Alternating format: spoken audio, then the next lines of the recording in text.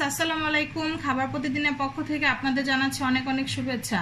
আজকে যেই রেসিপিটি আপনাদের জন্য আমি তৈরি করব, খুবই সহজ একটি রেসিপি, চিংড়ি মাছ দিয়ে সর্ষে শাক ভাজি। তো আশা করি আপনাদের ভালো লাগবে। আমি চিংড়ি মাছ নিয়েছি মাঝারি সাইজের 12টার মতো। 12টা মাছকে আমি মাঝখান থেকে এভাবে আবার কেটে ছোট করে নিয়েছি। আর এখানে নিয়েছি 2 মুঠার মতো সরিষার শাক। সরিষার শাকটা আমি ভালো করে ধুয়ে এভাবে চিকন চিকন করে কুচি করে নিয়েছি। একটি ফ্রাই প্যান বসিয়ে দিয়েছি, আমি চুলায় দিয়ে দিয়েছি পরিমাণ মতো তেল। এই সরিষা শাকটা রান্না করার জন্য তেলটা একটু বেশি লাগবে। এখন দিয়ে দিব আমি 1 কাপের মতো পেঁয়াজ কুচি, দিয়ে দিব 6-7টার মতো কাঁচামরিচ কুচি, দিয়ে দিব একটা রসুনের প্রায় অর্ধেকটা কুচি করে, দিয়ে দিব লবণ পরিমাণ মতো, দিয়ে কিছুক্ষণ নেড়ে একটু লাল করে নিব পেঁয়াজগুলো। আমার পেঁয়াজগুলো লাল লাল হয়ে গেছে। এই পর্যায়ে আমি দিয়ে দিব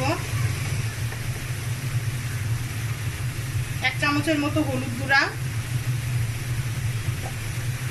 দিয়ে এখন দিয়ে দিব আমি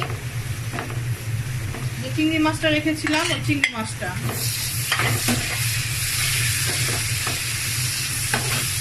নেড়ে দিব। দিয়ে দিব সামান্য একটু পানি চিংড়ি মাছটা কষানোর জন্য, দিয়ে ঢাকনা দিয়ে ঢেকে দিব কিছুক্ষণ।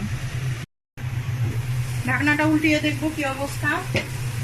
আমার মাছগুলো কষে গেছে, উপরে তেল ভেসে উঠেছে। এই পর্যায়ে আমি দিয়ে দিব আমার শাকগুলো আমি অর্ধেক দিয়ে মাছগুলোর সাথে মিশিয়ে নিব।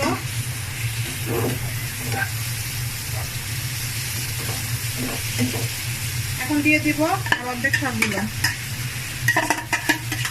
শাকগুলো দিয়ে আমি 2 মিনিটের মতো ঢাকনা দিয়ে ঢেকে একটু সিদ্ধ করব। মিনিট হয়ে গেছে।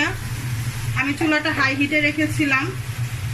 ঢাকনাটা দেওয়ার সময় পানি উঠেছে শাক থেকে। এখন আমি আর ঢাকনা দিব না। এখন আমি এই শাকের পানিটা যতক্ষণ পর্যন্ত না শুকাবে ততক্ষণ আমি শাকটা রান্না করব। আর শাকটা হয়ে গেছে, উপরে তেল ভেসেছে, তার মানে শাকটা পানি সব শুষে গেছে। আমি হাই হিটে এতক্ষণ শাকটা ভাজলাম। শাকটা হয়ে গেছে সুন্দর, শাকের কালার নষ্ট হয় নাই, সুন্দর সবুজ সবুজ আছে। এখন আমি নামিয়ে ফেলবো। হয়ে গেল আমার চিংড়ি মাছ দিয়ে সর্ষে শাক ভাজি। আশা করি রেসিপিটি আপনাদের ভালো লেগেছে। যদি ভালো লেগে থাকে তাহলে অবশ্যই আমাকে একটা লাইক দিবেন।